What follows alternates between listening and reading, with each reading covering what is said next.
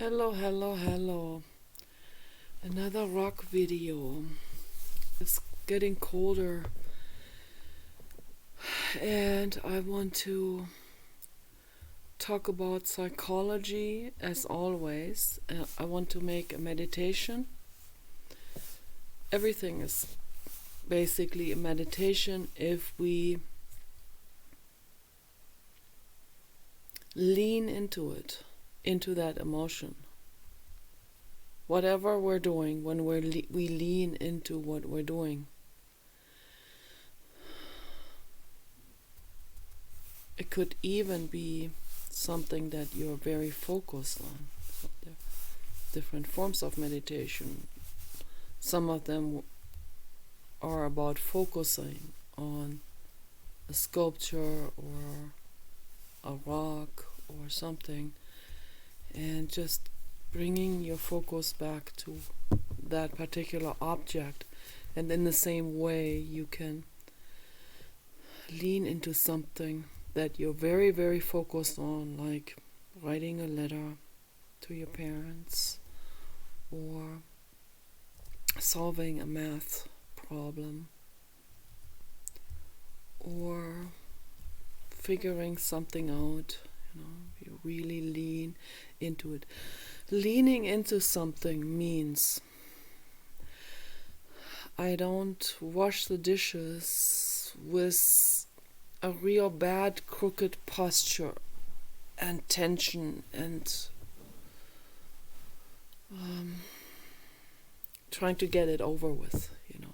That's not leaning into it. Whatever you're doing, if you're trying to get over with this as fast as possible, like me doing my high school, half college. That's what the German finals are. They're like 1 year into college. That's about the level, the level of degrees in the German high school finals. So it includes 1 year. So it's like it's hard to describe, but doing those finals, so that was, which is a prerequisite for going into the university and into the 4-year college and into the master's program and stuff like that. So that was a big deal. So I should have been really, really, really, really putting all of my effort into it. But at that time, my mind was so scatterbrained, and I was partying, I was drinking alcohol, I was not eating healthy, I wasn't living healthy. So when I was 25, and during the finals, I was sitting in those final exams, written, particularly the ones where we had to deliver a specific amount of words and pages. So that was particularly painful, with that scatterbrained, with the clutter that I had in my brain at that time. My brain was just loaded with nonsensical bulk stuff that was just based on emotional pain. Okay, so there was no room for anything else. I couldn't even accommodate anything else. That's why my grains were like super, super low, just barely enough to pass this last I don't know, not some of those finals I didn't actually, but the overall rate, the overall number that I got composed from all of those finals. So that was the final I don't know how to call it, but the final rating that determined whether I passed that diploma or not. And I just barely made it through. And my brother made it even lower, had even lower grades, and just, I think, made it through by like 1 point or 0.1 point or something like that. So, yeah, I had 3.5. My brother had 3.7. So I think 4 is the deciding number that makes people not get in, not pass it. So, so 1 is excellence, so they have these type of ratings. So in the United States they have letter ratings. So but anyway, it was very painful. When I look back on that time, it was very painful. I just thought, I just want to get this over with. I want to go back home and eat cookies. I just want to eat my mother's cookies. Oh my gosh. I was actually still smoking at that time. I was smoking and drinking alcohol, and it was just a big fat mess, and living unhealthy, and it was awful. Absolutely horrific. Chaotic. Total chaos. And, if I could turn the time back, I could undo all of this. I would, if I just had this knowledge, not just the knowledge, but the knowing, the wisdom that I have now, I would say, heck no to parties. No way, never ever will I go to some chaotic alcohol smoke based party, hanging out with all of these chaotic people. And many of them were like me. They're actually kind-hearted, but so in such chaos in the brain. Some of them were already at the university. Some of them were studying philosophy, and real sweet people that I met. But chaos. It was all chaos. Now I don't even know if they can, with that kind of chaos, how can anyone even learn anything with that chaos and the fear and this running away from emotional pain all the time, partying away from the emotional pain? Well, that's what I see in the world, in the whole world. They party away from the emotional pain as fast as possible. Full speed, like a TV and radio on in every room in the house, and just keep it loud and noisy so that you don't have to ever hear the whispering ghosts inside of your own inner child that say, hey, knock, knock, knock. I'm hurting, okay? I have pain.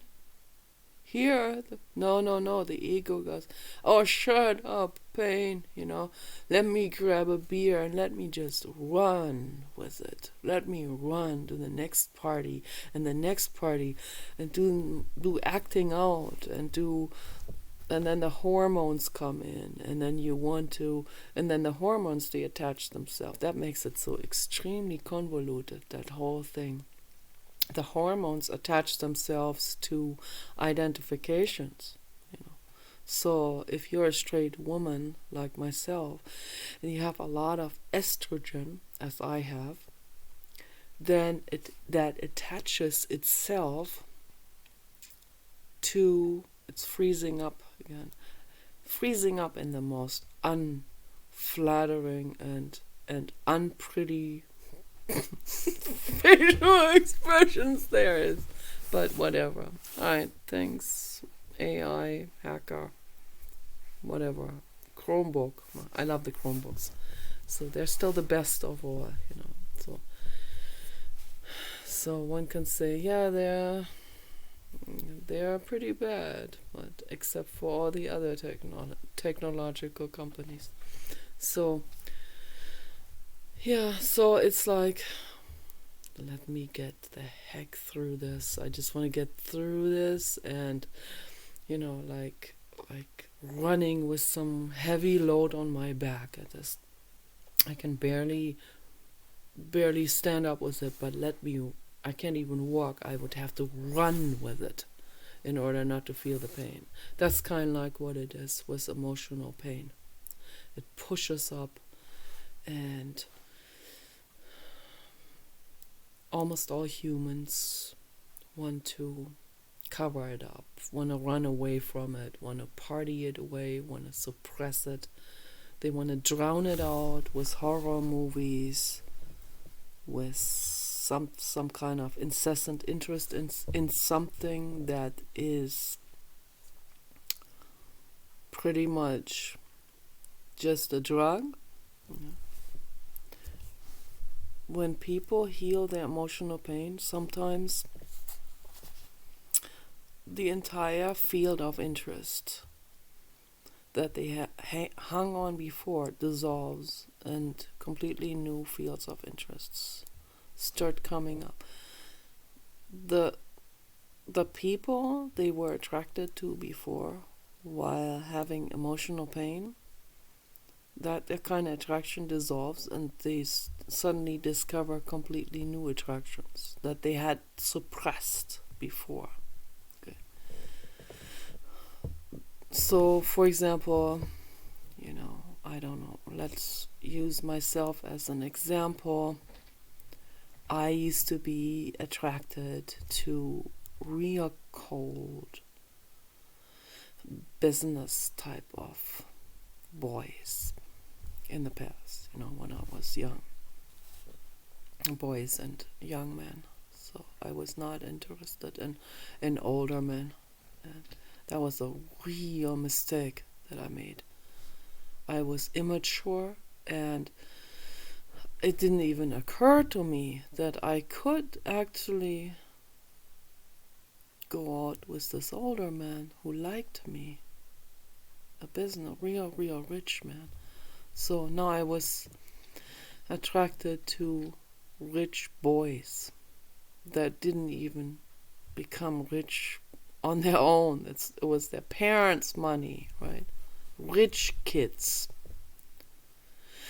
that were arrogant to the roof, okay, and cold and inaccessible. And that's what I liked. And the reason why I liked, and my husband, he would always go like, "You are drawn to these wrong people." And then he gets all worked up and yelling at me all day. "You get drawn to these wrong people," and he accuses me. And so I want to explain this more in depth in this video here, what this mechanism is all about. And I am not through this by far, okay? I still find myself caught in that same loop of, on the internet, of course. I don't know how these people look, most of those people don't even have a photo of themselves. Most of those don't even like the way they look, but they sure make sure to bully other people for their appearance. Someone who has the courage to put their photo up and say, "Hey, I'm a real person. I'm a friend. I just want to have good conversations." They make sure to really bully that person, particularly when it's a woman. Men don't get bullied so much on their appearance. Women don't bully men or other people so much for their. That happens sometimes, but it's very rare. Very rare that women will go out there, "Ha ha ha, you ugly, you old," or whatever, So that's very rare. It happened to me, but it's very rare. It's men who have no photo on their own, a fake name, of course, a name like motherfucker, abusive turd, or some name like that, So it's funny how they give themselves those kind of names even. But it's that name really comes out of like a giving up type of mind state. And then no photo, of course, because they don't even like the way they look. Some of them are 500 pounds. Like, they call themselves carnivore. That's the last ditch attempt to hang on to some kind of male testosterone type of identification, which fails because it causes, the meat consumption causes them obesity and severely big man boobs. So I've seen this in person. There was a guy in front of me in line at the cash register once. I just couldn't believe my eyes. And everyone was staring at his boobs. They were almost as big as my boobs. I was like, no way, this cannot be. That can't be true, because that was not a transvestite or trans guy or trans person or trans woman or whatever. That was not that guy was just a real obese straight man in his 30s. So, and he wasn't even trying to conceal that big, those big curves of his. And I am not, again, this has a humor in it, but it makes itself, it does it to itself. Okay, I am not here to point the finger and say, and laugh about, make fun of it and judge it, from higher legislative judgmentalness or something, So obviously, I'm just pointing this out, and it's funny because it has its own humor in it. And that pisses a lot of people off when I show some people the mirror. Okay, the mirror isn't lying. The mirror is just showing you the facts. Okay, those are but the same people who I show the mirror to, they will say to me, if you can't take the heat, then get out of the chat room. The same guy with the man boobs will say to me, you vegan hippie, or something like this, get out of here. Or, the same guys, they will say, what doesn't kill you make you stronger. The same guy, the same guy, the same type of men. They'll say, use those. Are you okay? Yeah, I'm making a video right now. Use those. They call it criticism. It's like, no, dude, it's not criticism, okay? Those are insults. Those are ad hominem. They're called ad hominem insults. Okay? Ad hominem, against the human, against the person. Okay, his or her personal attributes that they can't do anything about. Okay, or if they can do something about it, it's still within the range of physical attributes. Has nothing to do with who they are as a person, how they interact with other people. They can, so criticism is focus your criticism, productive criticism, on how someone interacts with others. Okay, that's productive criticism. That's what I offer. What they offer is insults against my appearance. That's the difference. There's a huge difference. insulting someone's appearance or their age, or their pimple on the nose. That is bullying, and that is verbal abusiveness.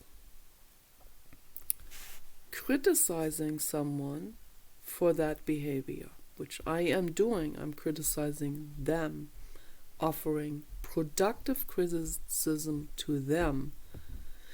That's criticism, that's a real argument, that's insightful, that gives good advice, okay, and that is productive. So that offers help. Okay. Insulting someone, what they do with me, is not offering help. It's not making the world a better place. Giving productive criticism is making the world a better place. People don't even know what I notice in chat rooms. People don't even know the difference between criticism and insulting, verbal abuse, bullying. They don't even know the difference.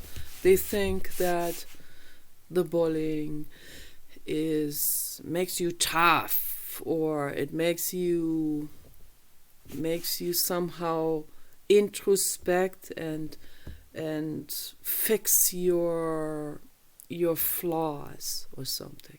My flaws, like the pimple on my nose,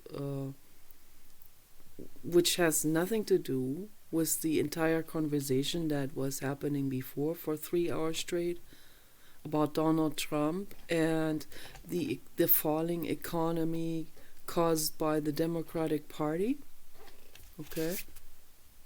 So, Donald Trump, against all odds, has brought the economy back and is even keeping the economy somewhat as good as one can possibly do it in a balance, against all odds that are thrown against him from the Democratic Party, the corporate agenda, Soros, and the Muslim agenda. It's all being thrown against him, thrown at him. Obstacles over obstacles over obstacles to turn the public. The corporate agenda wants to turn the public against Donald Trump. Okay, so that's why they're doing. And even against all of these odds, Donald Trump is still maintaining the economy, bringing it back up, the stock market back up, and everything. It's a wonder. It's a miracle. Can you imagine if these other opponents will finally stop throwing these obstacles into our economy? They even created the virus, the opposition.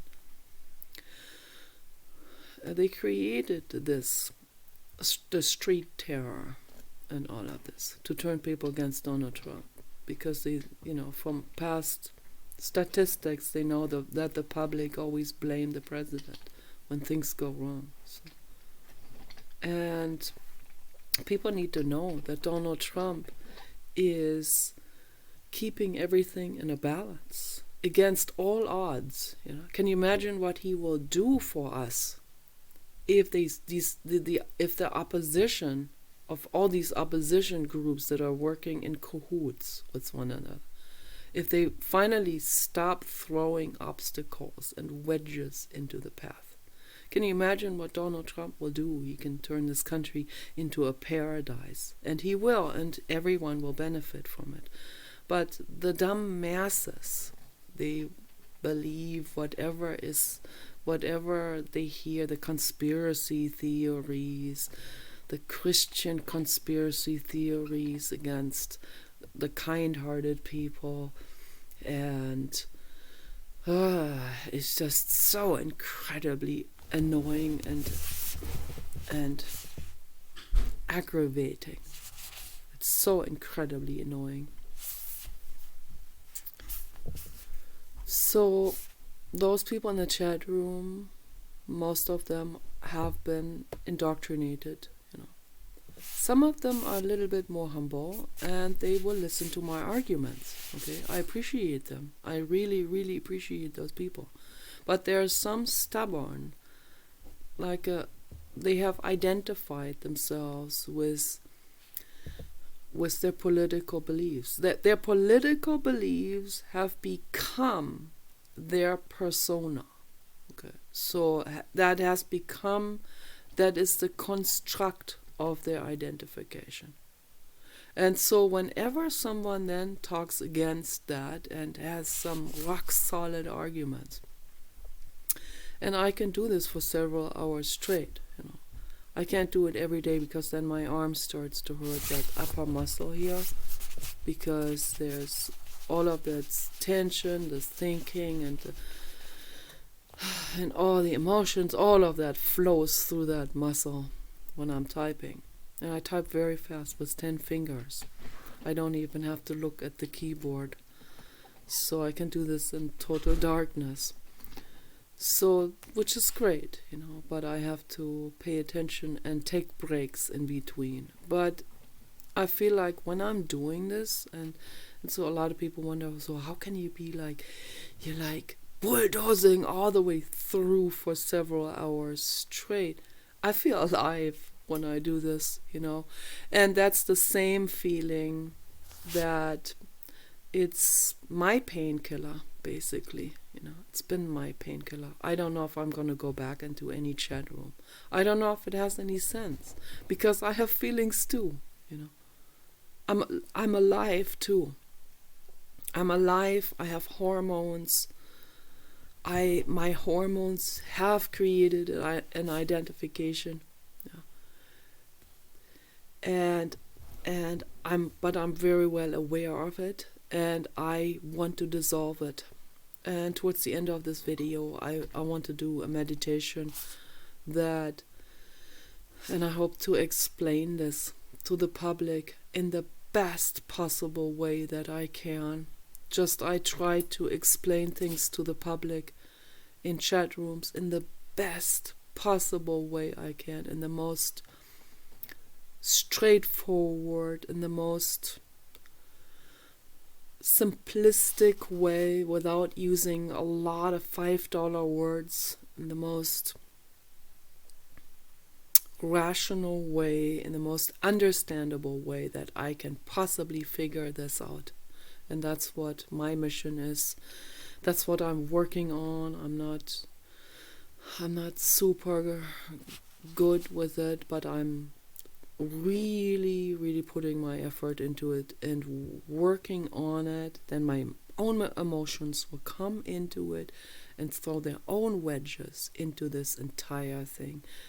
And that's when I feel really depressed, when I see that my own emotions are coming in, my own ego, taking offense to someone telling me I look like 90 years old. And I know I don't look like 90 years old. I look like, 45 or something. I don't know. It depends on from which angle. In some photos I look like 40. In some photos I look like 45. In some photos I'm like 60. I don't know, but and that's why it hurts. That's why it hurts so much when someone says, "I'm sorry, I don't mean to hurt you, but why do you look like 70?" There was a girl that said that to me. And obviously, when it's a teenage girl, I feel compassion and I feel like, okay, she's obviously suffering real bad, and it's rough when you're a teenager, really, really, really rough. I've been in that, but I would have never insulted anyone as a teenager. That's just not who I am. I don't act out like that. So it's sad, some people act out. But then again, the 24-year-old 500-pounder from somewhere from a rural area, okay, who has only learned about creationism in his public school and only listens to Glenn Beck and those kind of people. So that guy too, if I look at it from a wider angle, I always have a little bit more compassion for girls and women than I have for men. And again, that's my own pain, that's my own childhood trauma, that's my own anger and all of this. But if I really step out and look at it from a wider angle, I can see that also that the 500-pounder guy who hates me for weighing 220 pounds, so bullies and bashes me for being 220 pounds when he's 500 pounds with man boobs, okay. So, but not showing his face. So, I don't know. I don't know. I just have this intuition that he's 500 pounds. It's an intuition by the way he talks and this entire attitude, this I'm a carnivore type of attitude. I can already tell, So it's all extremely pathetic. It's low vibrational. Those are the kind of people that lash out. Those are the kind of men that will hit a woman for disagreeing with them. And the same as the men from the Middle East. But obviously there are some men here in this country as well, and so it's not necessarily, it's not according to,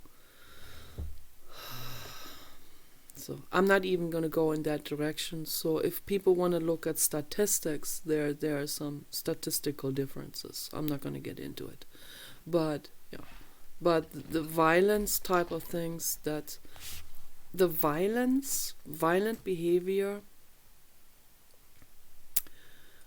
in men that's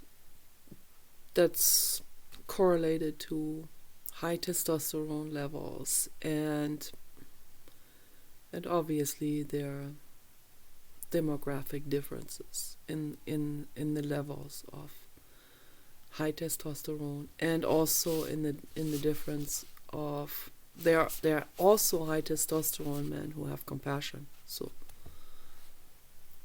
those are the biker type of people. So, or Paul Watson, who was a ship captain and who has rescued whales and protected whales, and he has a lot of testosterone, and he doesn't take shit from anyone. He was bullied by his dad, and he beat his dad up. So at some point, in self-defense, and also out of total rage because his dad has abused him until he was a teenager. So then he just took his stuff and ran off at age 15 or something. That's a real tough, high testosterone, strong Viking kind of guy with huge compassion.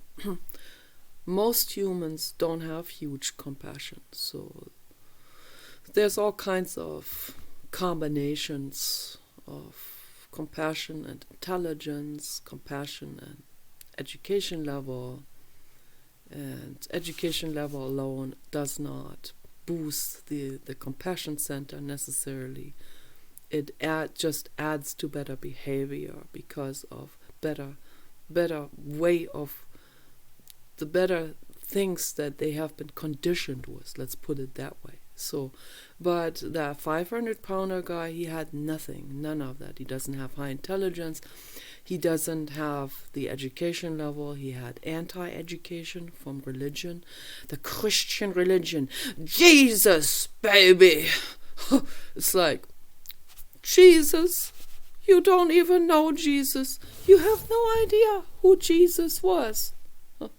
Jesus is not a carnivore or some kind of prison inmate, who beats women. No, it's the opposite. Okay, but I guess that they're not drilled with that. They're not drilled with the alternative view on who Jesus actually was. They never learned about that. So it's funny that that the Jesus was even portrayed with long hippie hair. That's a miracle for that right-wing community, because they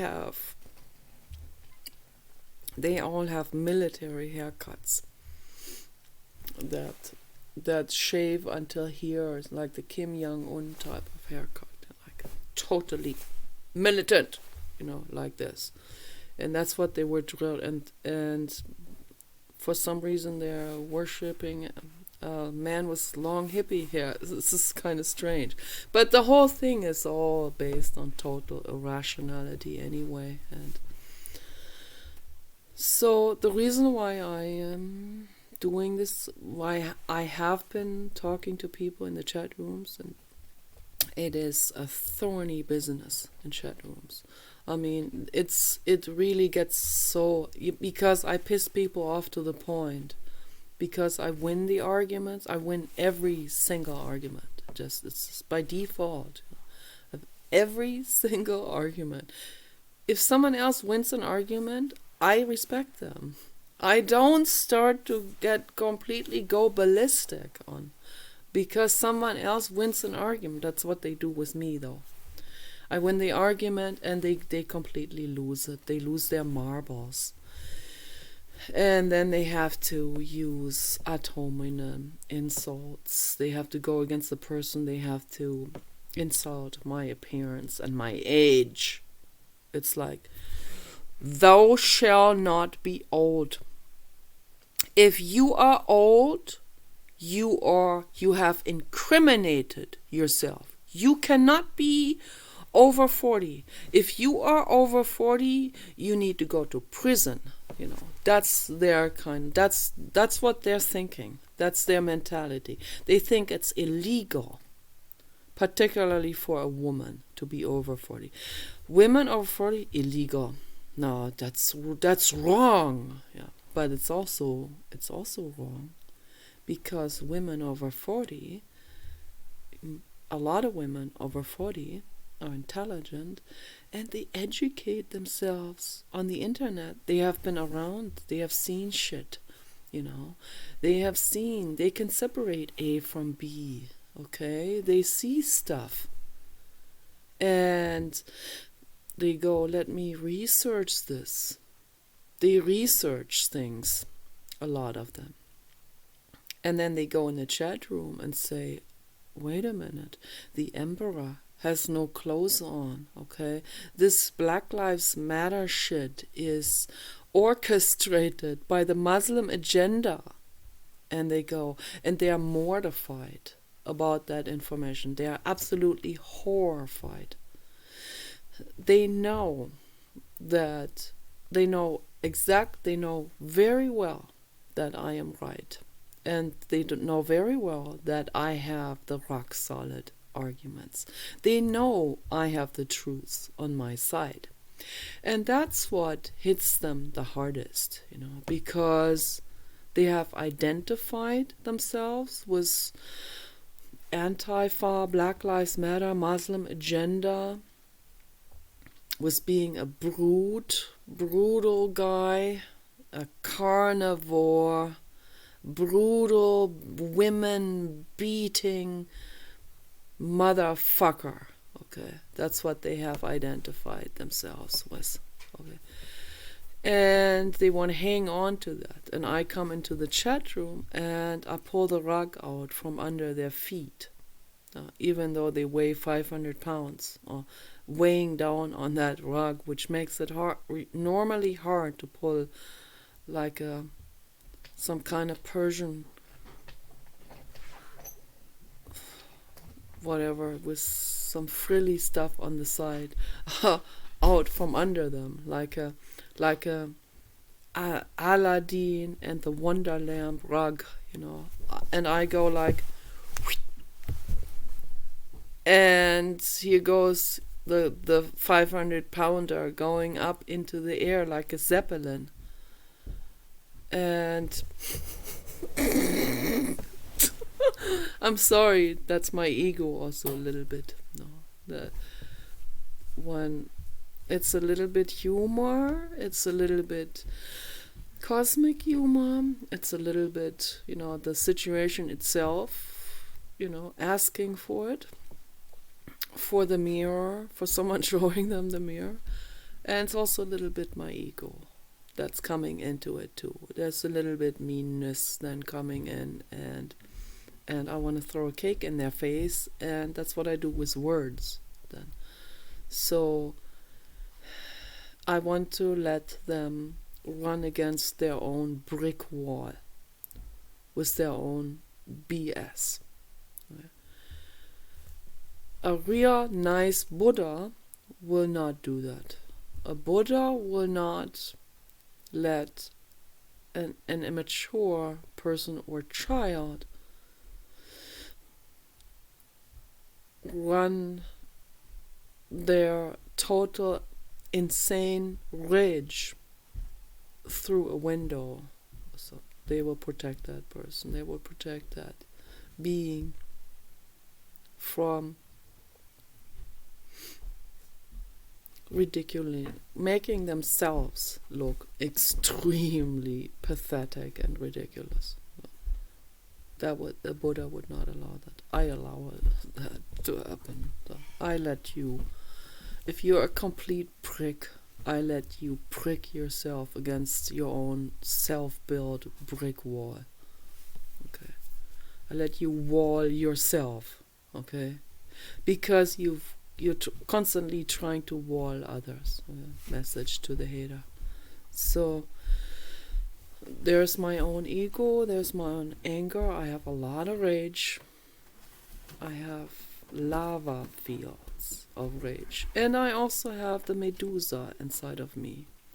So if any of these people decide to come looking for me, the Medusa will greet them. So this is a promise. Okay. And we're also armed, so my husband has the permits for that. So anyway, this all needed to be said. Here are the boundaries. Okay. I am not the prick. Okay. When I go into the chat room, I offer real information. I offer real criticism.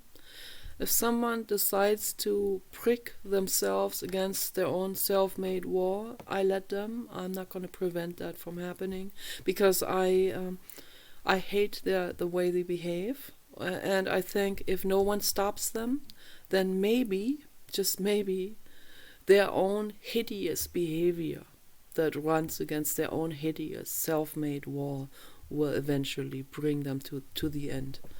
And so that I just saw a real good video by a red-haired man who said that a guy that he's a comedian, and he said that I'm rephrasing this now. Governor Newsom is leaning into one particular direction, the left direction, of course. And he leans more and more and more. He's about to fall with that. And so he said,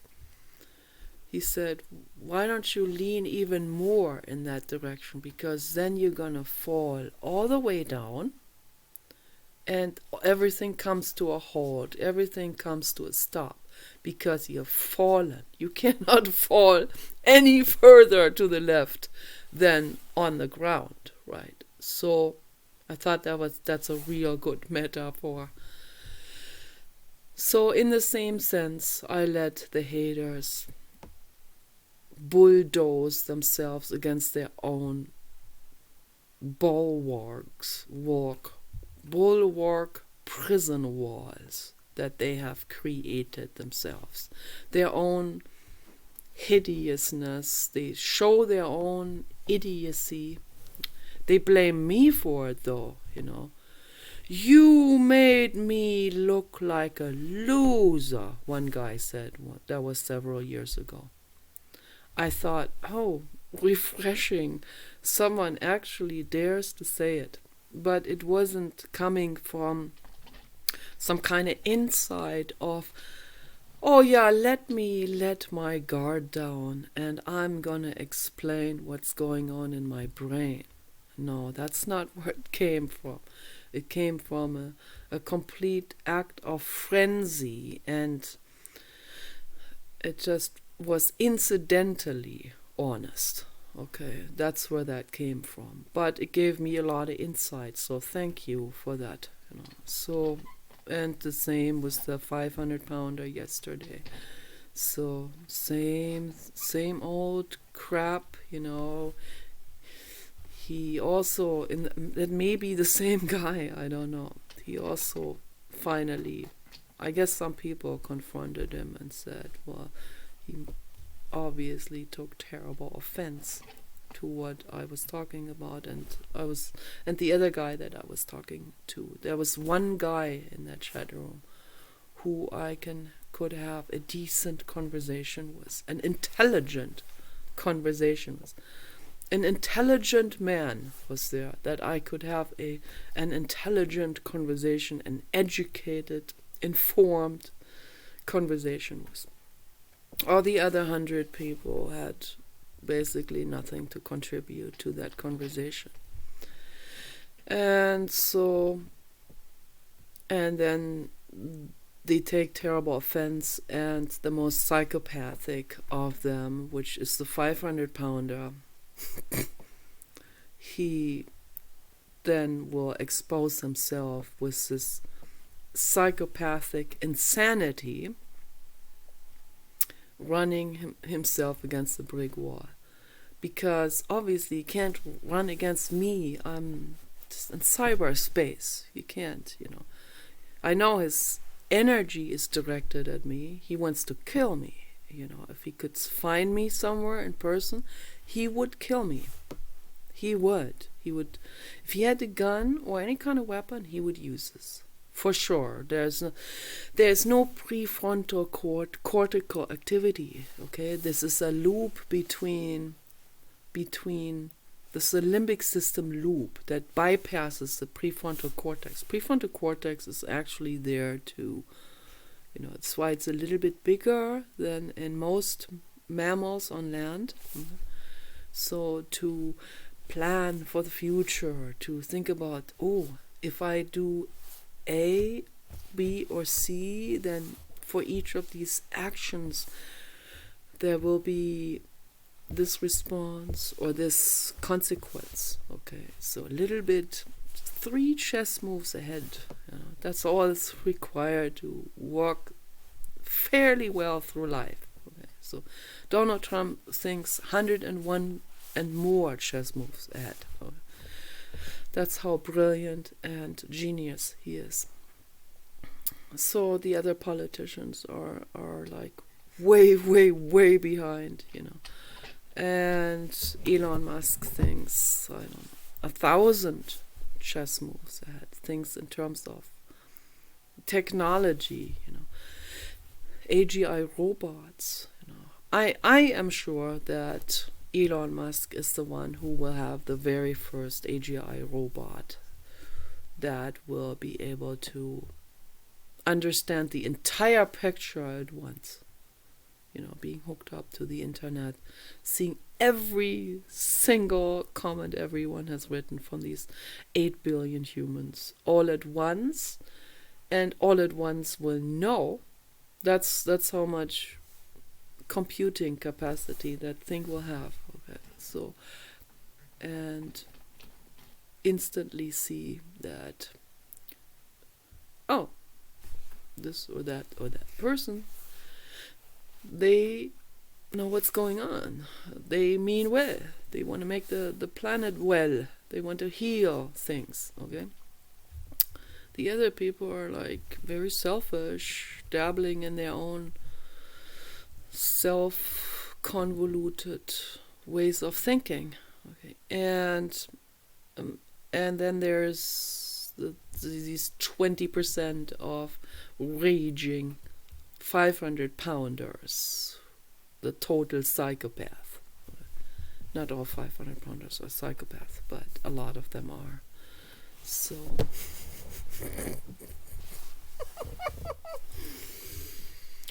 Those are also the ones that really hate it when you buy that Impossible Whopper from Burger King. The 500-pounder who sits as the cash at the cash register at Burger King, who has nothing to contribute to anything, to anyone, who eats. He eats steaks and he eats cow whoppers all day long. And then he's surprised that the man boobs and the entire body just keeps on inflating and inflating further and further and further. And then he's real mad. He's an incel. Then he's real mad that the ladies don't like him. He's entitled to a 20-year-old lady with a great body, athletic and healthy, flat belly, big boobs, all natural, big butt, gorgeous, natural blonde. He's entitled to her, right? But he's 500 pounds and he's a fucking carnivore who eats cow burgers all day long. Okay. Yeah, but that's the entitlement that's going on. And I don't even want to get started on all these other people. Okay, so I'll leave it at this for now. And let's get into the last part of this video. The actual meditation. And it sounds like I'm sort of like mocking them, or I'm being entertained, or I have like some kind of superiority feeling over it. No, I don't. No. That's just my ego that laughs and that is angry, that wants to throw cake in their face. That's also a little bit situation comedy, all of this. Yeah, I laugh about that sometimes. That makes me feel a little bit better. But it's all mainly my own ego, and I'm not a god. I'm not above all this. I'm not like, it's all well, like Eckhart Tolle. It's all well. It's all good, it's all relative. Yeah. No, it's not relative. And that's also what the Buddha would not have said. The Buddha would never talk like this and say something. I don't even want to repeat it. There are some things that Eckhart Tolle said that are not repeating worthy, not even in terms of criticizing it, because then people will hijack it and run off with it. The same as U.G. Krishnamurti. That was the other Krishnamurti. The one with the longer hair, the one that the younger, he was a generation younger than Jiddu. So U.G. Krishnamurti came from the same school, from the Theosophical Society. He ended up saying it doesn't matter whether you shoot someone or whatever. So Eckhart doesn't say that, but it is a little bit, his message is basically docking onto that, and the corporate agenda eats that up, So the corporate agenda will pay for his public presentation, even, to let's get that message out there, so that people can think it doesn't matter what you do, you can just be 500 pounds and eat cow burgers all day long and beat women and be abusive. I don't even want to say. So there are some things that are so bad I don't even want to say it. And it's out there. And I've seen it all as an activist. Okay. So naturally I have a lot of rage. Okay. And then my ego comes in and does a little bit mocking. I don't like it. I don't like that I'm doing this mocking. But it's a passive aggressiveness, and I don't like it. I don't like that in myself, okay? But it is what it is. I am there sometimes. Okay, you see the whole picture about me. I have nothing to hide.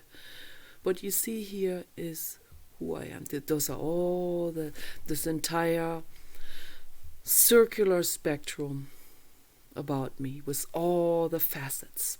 Okay, I'm a multifaceted person, artist, activist, dog mother, okay, free thinker, okay, working hard on myself, working hard, very, very hard.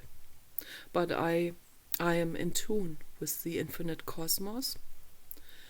I'm a psychic. I am highly intuitive.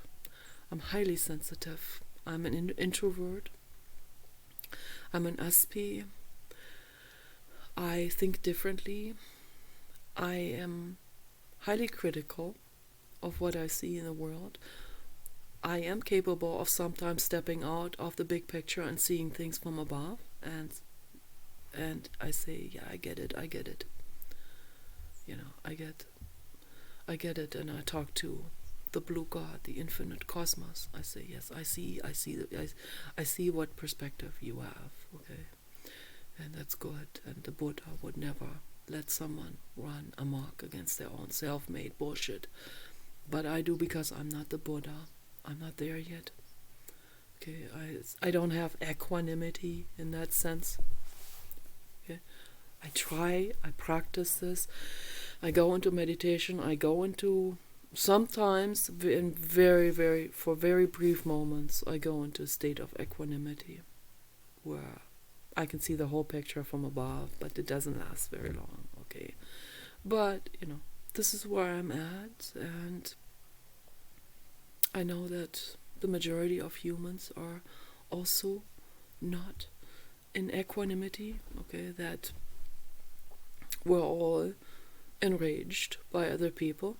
Every one of us, every single one of us. Even Bindi and Robert Irwin, who are well, who are sane, completely sane people who have no emotional childhood pain. Okay. Even they get enraged. Of course they get enraged because they see injustice, they see unbelievable suffering in the world.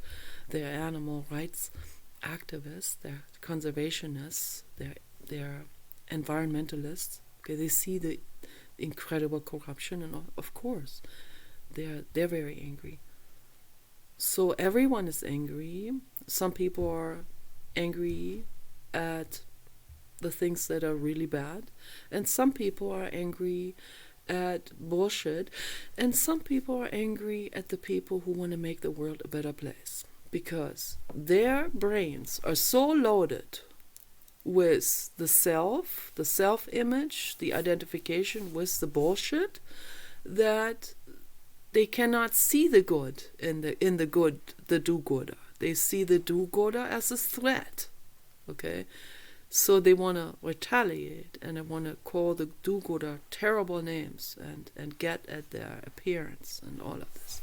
And that's what's going on. Okay, because their brains are so compacted full of pain and suffering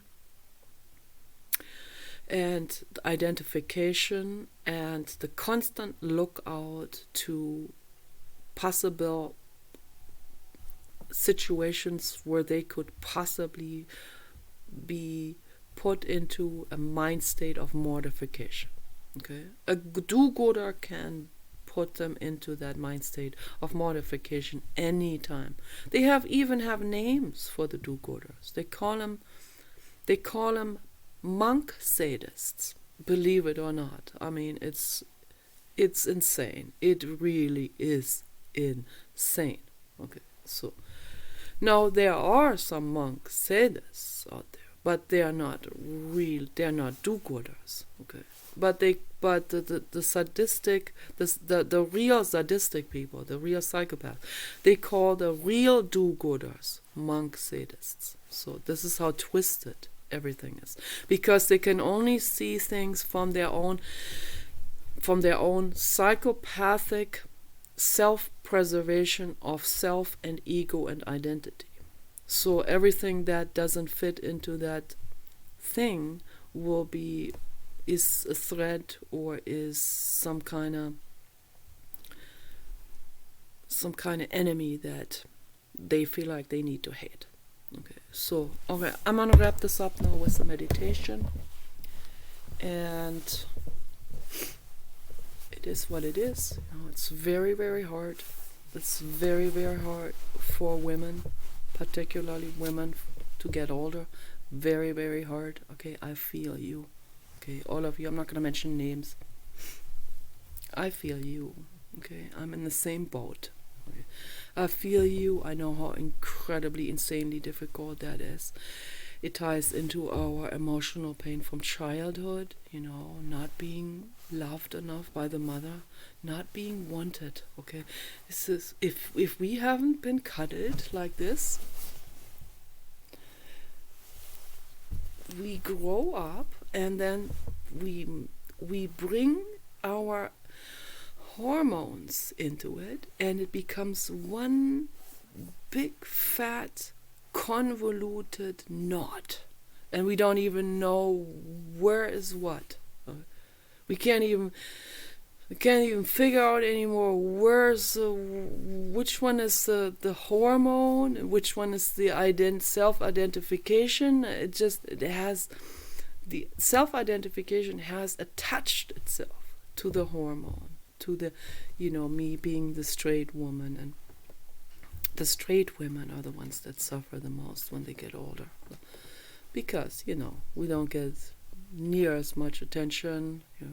We don't get invited to any party, not just because we think for ourselves and we're party poopers because of that, but also mainly for our appearance. So if we have a wrinkle, or we have bags under the chin, or like under the eye, or something there that is not super smooth anymore, we're not invited to the parties anymore. Well, certainly not to the parties that has those men that we struggle with out of our neurosis. See, this is how it loops itself. If we can dissolve that ego thing, if we can totally dissolve this, then we don't have to struggle anymore for love. Love me, psychopath. Please see that I'm cute. Love me. Yeah. Yeah, that's how it is. That's the truth of it. That's the reality of it. Love me for who I am, with my fat and wrinkles. I like being chubby though, but yeah, it's obviously not. It's not pretty. Let's put it that way. Okay, so the fat is a protection. It makes me feel cozy. It makes me feel protected. It always was the case like that. I've never been able to work on that my entire life. I worked on other things. I've come very far with that. I have, because I really worked on myself on a lot of things. But this is something that is so painful. This cocoon of fat that is there to protect me. That there's so much pain underneath. Okay, and I hope that some men will watch videos from women who are honest about their psychology, such as myself. I hope that some men will watch this. Not just gay men, because gay men will understand us much better anyway by default, but straight men too, including the self-proclaimed carnivores, who feel like they're stepped on because the women don't go for them. So, no. Yeah. I offer some insights into how we feel, what's going on in our psychology, that we're alive too. We have feelings too, okay? Not just we older women, but the younger ones too, okay? My gosh, have I suffered in my life as a young woman too. okay? Particularly as a teenager, it was so bad I wanted to cut a piece of out of my legs. It was that bad. I had body dysmorphic disorder, where I thought my legs were too long, which is ridiculous because they're not. They're actually rather short. They're actually short in the body symmetry of back and legs. But I wanted to, I had this idea of I wanted to look like an infant. And there was emotional pain. It was that bad, because my infant baby brother, chubby infant baby brother, were, the legs are very short, the torso very long. That's the neoteny body proposition, the body composition of, big round face, big fat long torso, chubby short legs, and all of this. That is neoteny. That's the baby shape in in all animals, almost all animals, particularly dogs and basset hounds. And that's why I'm so crazy about the European basset hound, because it's neoteny. It's the perpetual baby. Okay. The European basset hound babies, my baby boys, they are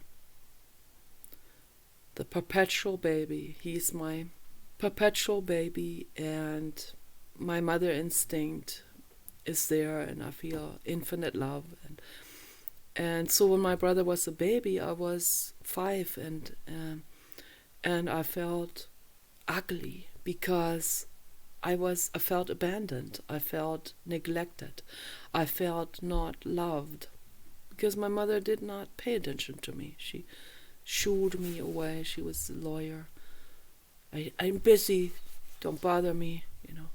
My brother was the baby, so they took care of him. Then my mother got a nanny. The nanny was all over my brother. It's always my brother, my brother, my brother. So my brain linked up the neotenous baby shape is lovable. That's what's lovable. Also, of course, it comes naturally too because I'm a mother. I'm a mother bear, a mother dog, of course. So that's built into us genetically, of course. So, but the reason why I have never been able to shed that fat is because that makes me feel more neotenous, So as ridiculous as that sounds. And it makes me feel protected.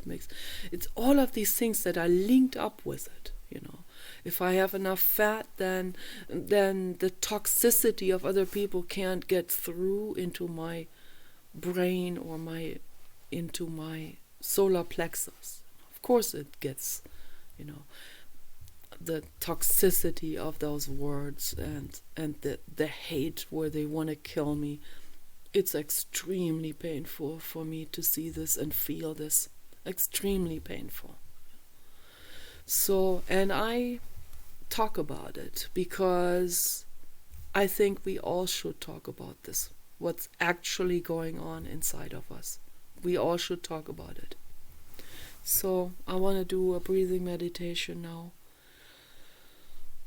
Breathe in, hold your breath for a few seconds.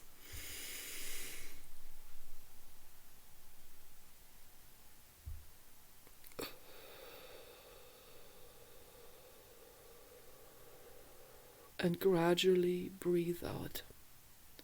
And repeat this. Very gradual breathing, not hectic breathing. Never hectic breathing.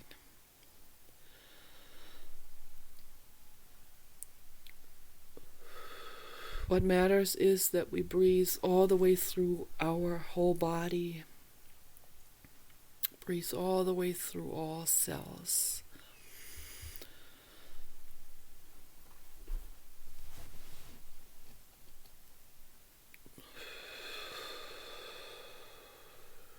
Particularly with the straightened spinal cord, as straight as possible if you are in a yoga position. in a diamond seat, then you can sit very straight.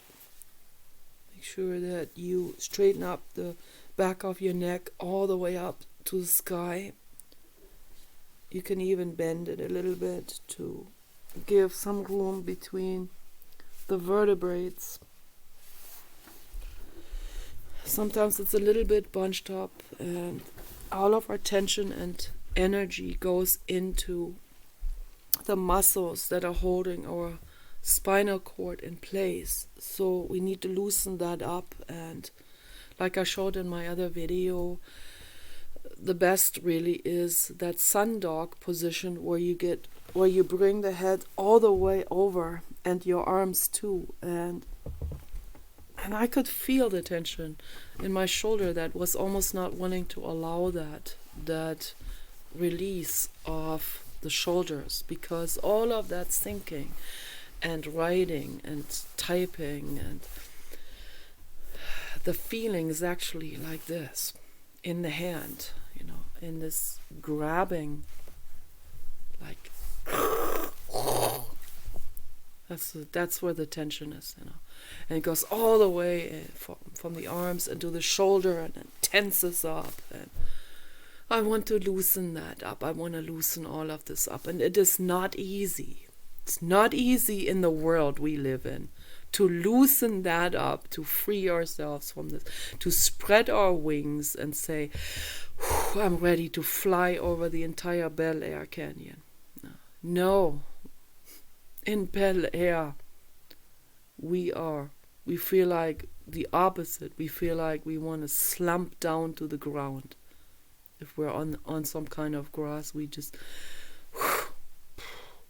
crushed by the beauty standards and all of that. So anyway, but we need to free ourselves. This is infinitely important, okay? So you guys take care. Bye-bye.